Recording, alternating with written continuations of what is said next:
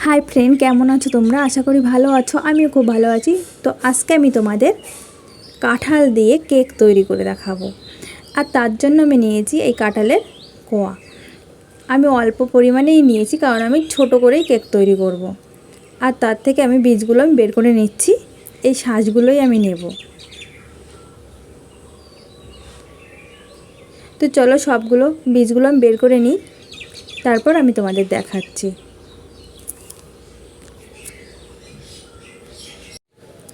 बीज आमी बेर करे निয়েছি, এই যে শাঁসগুলোই আছে। আর আমি একটা মিক্সিং জারে নিয়ে নেব।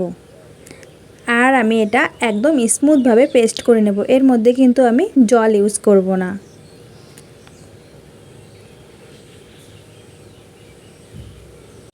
আমি পেস্ট করে নিয়েছি একদম স্মুথ ভাবে। দেখো এর মধ্যে কিন্তু একটু দানা নেই। আর এখন আমি এটা একটা বাটিতে নিয়ে নেব। আমি এইদিকে একটা শুকনো উপকরণ চেলে নেব। তার জন্য আমি 1 কাপ ময়দা নিয়েছি, এখানে তোমরা আটা ইউজ করতে পারো। আর দিয়ে দিচ্ছি সামান্য লবণ, দিয়ে দিচ্ছি 1 চামচ বেকিং পাউডার। আর এই সাইডে আছে বেকিং সোডা। আমি 1 চামচ বেকিং পাউডারের সাথে হাফ চামচ বেকিং সোডা নিয়েছি, দিয়ে ভালো করে চেলে নেব।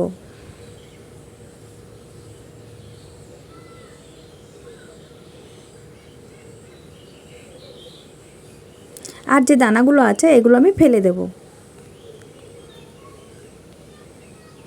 আমি একটা বাটিতে একটা ডিম ভেঙে নিয়েছি আর দিয়ে দিচ্ছি 2 চামচ চিনি। আমি চিনির পরিমাপটা কমই দিচ্ছি কারণ কাঁঠাল নিয়েছি, কাঁঠালে খুব মিষ্টি, তার জন্য আমি চিনিটা কম নিচ্ছি।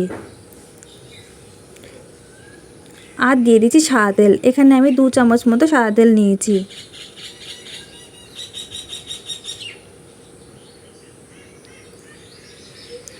আর এখন একটা কাঁটা চামচের সাহায্যে আমি ভালো করে ফেটিয়ে নেব।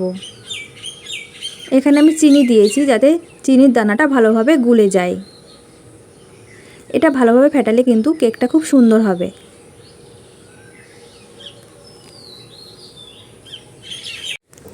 আমি ভালোভাবে ফেটিয়ে নিয়েছি। দেখো এর মধ্যে কিন্তু একটু চিনির দানা নেই। আর এখন আমি দিয়ে দিচ্ছি ছোটো চামচের 1 চামচ ভ্যানিলা এসেন্স। আমি ডিম দিয়েছি যাতে এর মধ্যে থেকে কোনো গন্ধ না আসে, তার জন্য আমি এটা ইউজ করছি। তোমাদের কাছে না থাকলে তোমরা এলাচ গুঁড়ো ইউজ করতে পারো।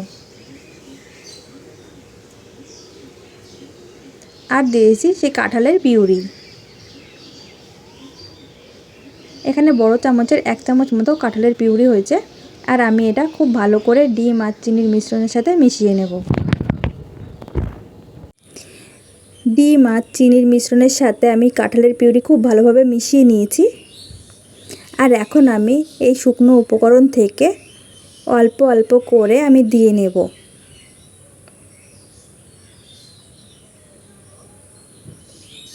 অল্প অল্প করে দিয়ে আমি মিশিয়ে নেব।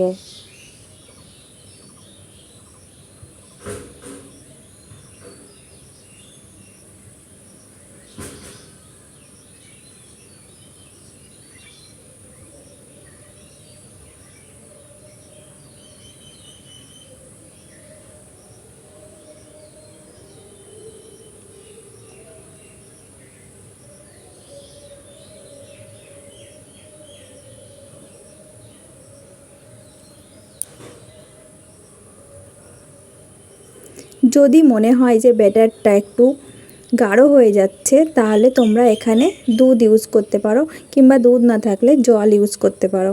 আমি এখানে দুধ নিয়েছি, আগের থেকে জাল করে ঠান্ডা করে নিয়েছি। আমি সেই দুধটাই দিয়ে দিচ্ছি।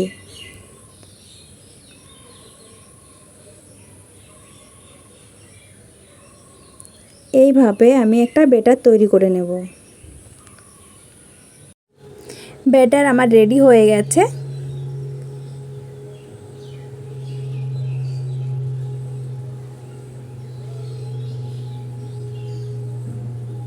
আর এদিকে আমি একটা বাটি নিয়েছি, তোমরা যে কোনো বাটিতেই করতে পারো। আমি এখানে একটা অ্যালুমিনিয়ামের বাটি নিয়েছি, তাতে দিয়ে দিলাম সাদা তেল। আর আমি চারি সাইডে খুব ভালো করে লাগিয়ে নেব।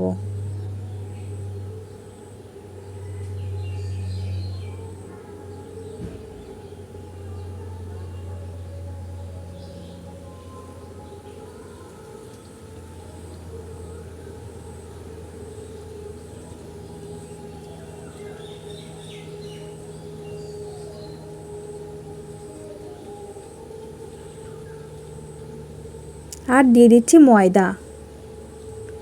এই ময়দাটা আমি চারি সাইডে লাগিয়ে নেব। এটা দিলে কিন্তু কেক নিচের থেকে লেগে যাবে না, খুব সহজেই কিন্তু উঠে যাবে।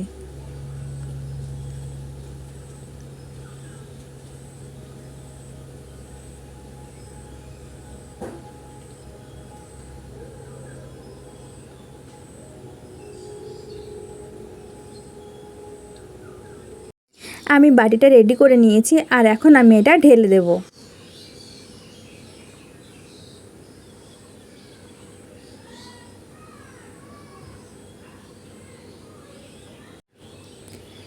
এই যে আমি ঢেলে নিয়েছি, আর একটু ঝাঁকিয়ে নিচ্ছি। ভেতরে যদি কোনো বাতাস থাকে সেটা কিন্তু বেরিয়ে যাবে।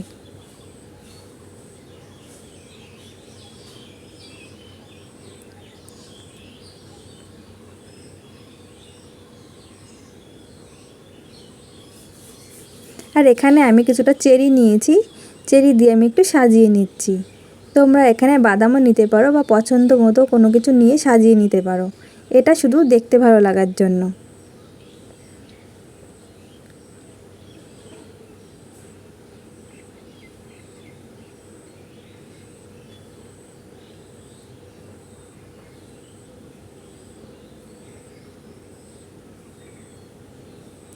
এই যে আমি সাজিয়ে নিয়েছি। আমি এখানে একটা ননস্টিকের কড়াই হাই হিটে 10 মিনিট হিট করে নিয়েছি, আর তার মধ্যে দিয়েছি একটা স্ট্যান্ড। আমি এখন একদম লো হিটে রেখেছি, আর দিচ্ছি সেই কেক মোল্ডটা দিয়ে আমি একটা ঢাকনি দিয়ে ঢেকে দেব। আর ওপরে যে ছিদ্রগুলো আছে আমি একটা কাগজ দিয়ে বন্ধ করে দেব। আমি এটা আধা ঘন্টার জন্য লো হিটে হিট করে নেব। তো আধা ঘন্টা পরে আমি ফিরে আসছি। আধা ঘন্টা পর আমি ঢাকনা খুলে দেখে নিচ্ছি, একটা ছুরির সাহায্যে দেখে নিচ্ছি যে হয়েছে কি না। এই যে ভেতরটা দিয়ে দেখলাম ছুরিতে কিছু লেগে যায়নি, তার মানে এটা হয়ে গেছে। আমি কেকটা নামিয়ে ঠান্ডা করে নিয়েছি, আর চারি সাইড দিয়ে আমি হাত দিয়ে ছাড়িয়ে নিচ্ছি যাতে কেকটা সহজে বেরিয়ে আসে। আমি কেকটা একটা প্লেটে ঢেলে নেব। কেকটা এমনিতেই পড়ে গেল, নিচে একটুও লেগে নেই। আর আমি তোমাদের কেটে দেখাচ্ছি। তো বন্ধুরা, তোমাদের কাছে আমার এই কেক তৈরিটা কেমন লেগেছে আর কাঁঠাল দিয়ে, তো তোমরাও বাড়িতে ট্রাই করো, দেখবে তোমরাও পারবে। ঠিক এইভাবে ট্রাই করো, দেখো খুব সুন্দর হবে। আর দেখো ভেতরটা কত সুন্দর হয়েছে। তো আমার এই কেকের রেসিপিটা তোমাদের যদি ভালো লেগে থাকে অবশ্যই লাইক, কমেন্ট এবং শেয়ার করে দিও।